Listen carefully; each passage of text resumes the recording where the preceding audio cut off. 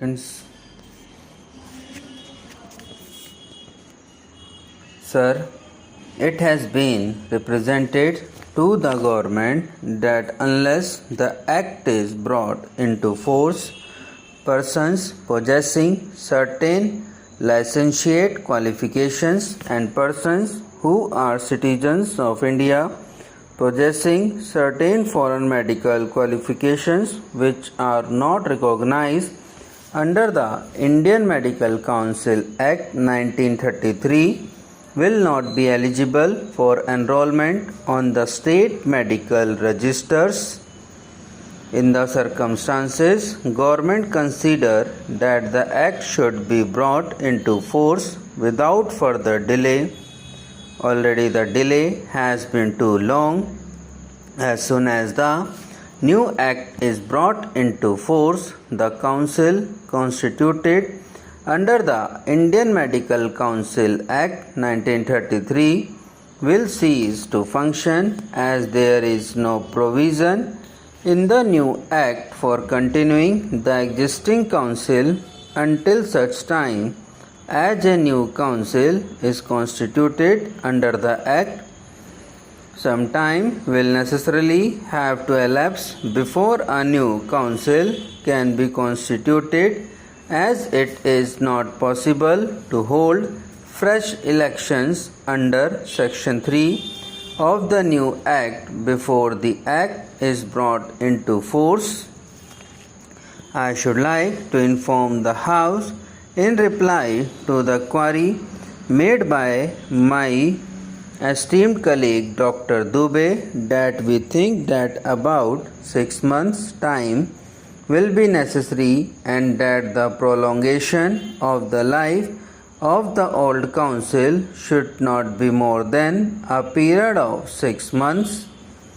As it is desirable that there should be continuity in the existence of the medical council, it is proposed to provide for the continuance of the existing council after the commencement of the new act until the new council is constituted. This will enable the Government of India to enforce the new act immediately without awaiting the completion of the state medical registers by state governments. The enforcement of the act will also entitle persons possessing certain licentiate qualifications and citizens of India possessing foreign medical qualifications to registration in the state medical registers.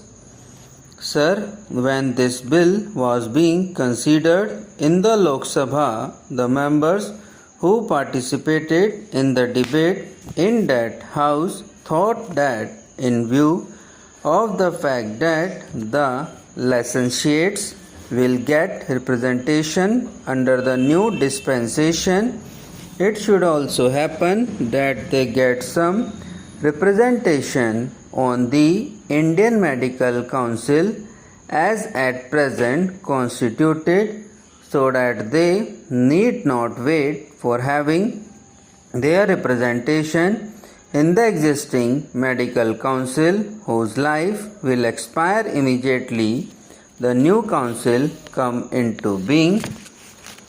Sir, actually speaking, I feel that perhaps we might have come to the Parliament earlier, but in a matter of this kind, when the cooperation of the states is entirely necessary, we cannot simply ignore their request for extension of time. We therefore waited, but then there comes a time when we can wait no longer.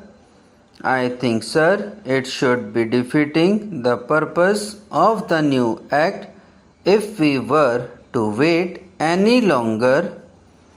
Therefore, we have come up with this amending bill so that the Indian Medical Council, as it existed under the old act, will get out of existence immediately. This bill is brought into force and that will happen immediately after the person's bill receives the assent of the President.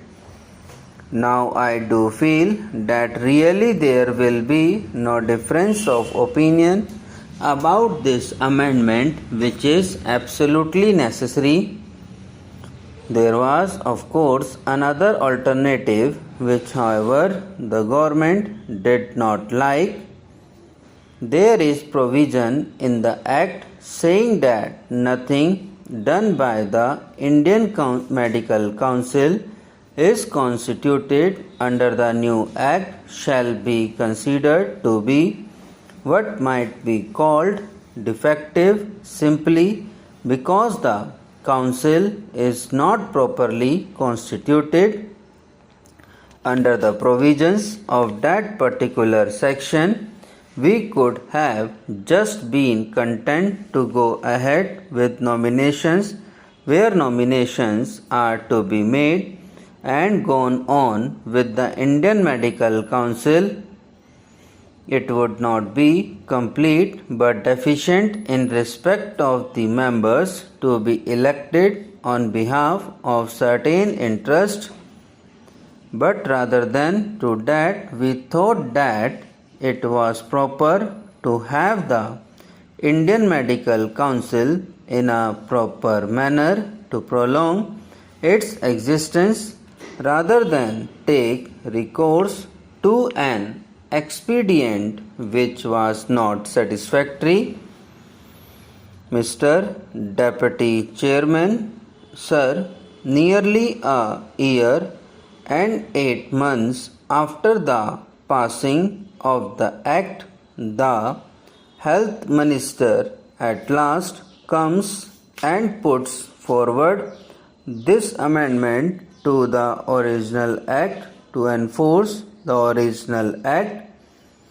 It took nearly 2 years for them just to think of enforcing it.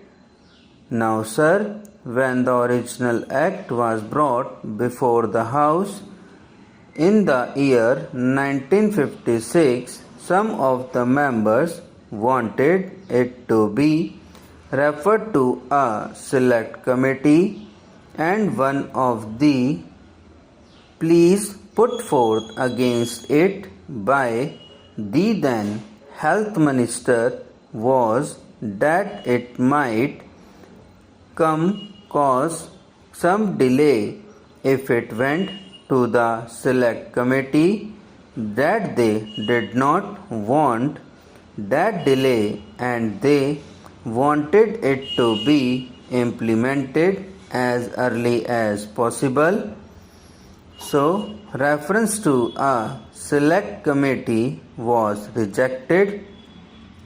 It is curious, sir, to find that they have taken nearly 2 years to think of an act